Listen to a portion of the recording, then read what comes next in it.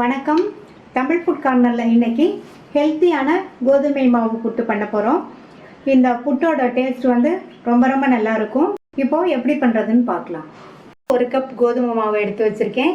இந்த மாவில் வழுவழுப்பு தன்மை இருக்கிறதுனால நம்ம ஆவியில் வேக வச்சிட்டோம்னா கொஞ்சம் கூட வழுவழுப்பு தன்மை இல்லாமல் அரிசி மாவு மாதிரியே இருக்கும்.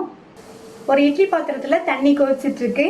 இட்லி தட்டை வச்சுட்டு இதில் ஒரு சுத்தமான காட்டன் துணியை போட்டுடலாம். காட்டன் துணியை நனைக்க வேண்டியதில்லை. துணியை நனைக்காமல் காஞ்ச துணியாக போட்டுக்கங்க. இப்போ எடுத்து வச்ச 1 கப் கோதுமை மாவை இதில் சேர்த்துடலாம். இதை கேப் இல்லாமல் நல்லா இந்த மாதிரி மூடி வச்சிடணும்.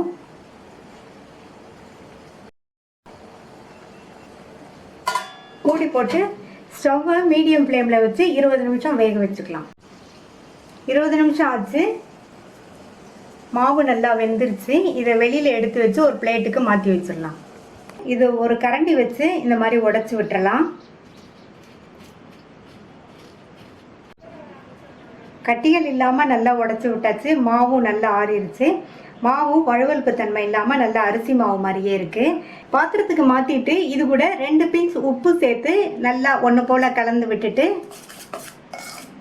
இது கூட கொஞ்சம் கொஞ்சமாக தண்ணி தெளித்து நம்ம பெசரிக்கணும். சாதாரணமாக புட்டுக்கு மாவு பெசருவோம்ல அந்த மாதிரி பெசரிக்கணும்.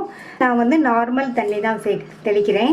மாவு ரொம்ப ட்ரையாகவும் இருக்கக்கூடாது, ரொம்ப சொதவும் இருக்கக்கூடாது. லேசான ஈரப்பதத்தோடு இருக்கணும்.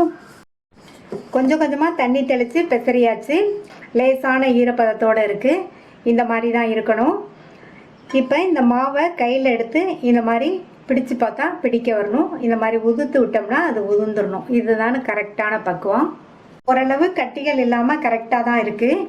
இப்போ இந்த ஜல்லடையில் சேர்த்து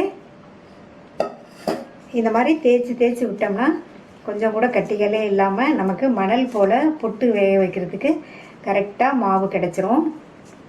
கட்டிகளையெல்லாம் நல்லா அழுத்தி விட்டு மாவு ஜலிச்சாச்சு. நல்லா சூப்பராக உதிராக நமக்கு புட்டு மாவு கிடச்சிருக்கு.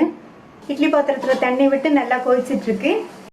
இட்லி தட்டை வச்சுட்டு அது மேலே ஆல்ரெடி நம்ம புட்டு வேக வச்ச இந்த காட்டன் துணியவே சேர்த்துடலாம். ஈரமாக சேர்க்க வேண்டாம். இந்த மாதிரி ட்ரையாகவே இருக்கட்டும். நம்ம பெசரி வச்ச மாவை இந்த மாதிரி பரவலாக போட்டுக்கணும்.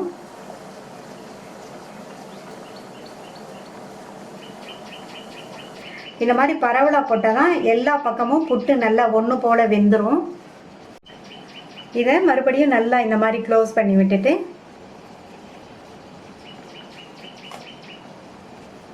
மூடி போட்டு மீடியம் ஃப்ளேமில் 5 நிமிஷம் வேக வச்சா போதும்.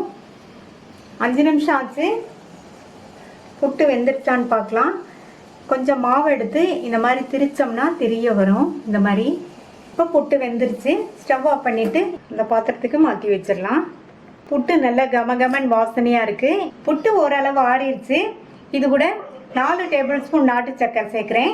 நாட்டு சக்கரைக்கு பதில் வெள்ளை சக்கரை, பொடித்த வெல்லம் எது வேணாலும் சேர்த்துக்கலாம். அடுத்து இது கூட 4 டேபிள் ஸ்பூன் தேங்காய் துருவல் சேர்க்குறேன். இப்போ இதை நல்லா ஒன்று போல் கலந்து விட்டுறலாம். சர்க்கரையும் தேங்காய் துருவலும் உங்கள் ருசிக்கு தகுந்தபடி கூட்டியோ குறைச்சோ நீங்கள் சேர்த்துக்கங்க.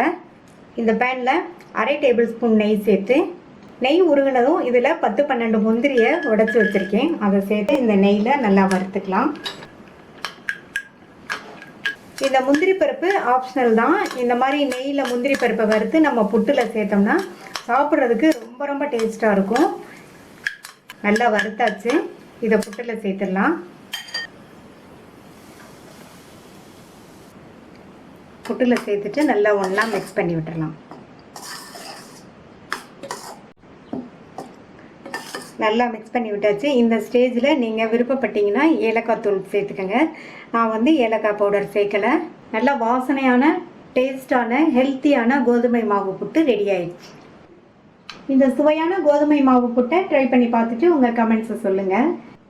இது வரைக்கும் தமிழ் ஃபுட் கார்னர் சேனலை சப்ஸ்கிரைப் பண்ணாதவங்க சப்ஸ்கிரைப் பண்ணிவிட்டு பக்கத்தில் உள்ள பெல் பட்டனை கிளிக் பண்ணிக்கோங்க. தேங்க்யூ.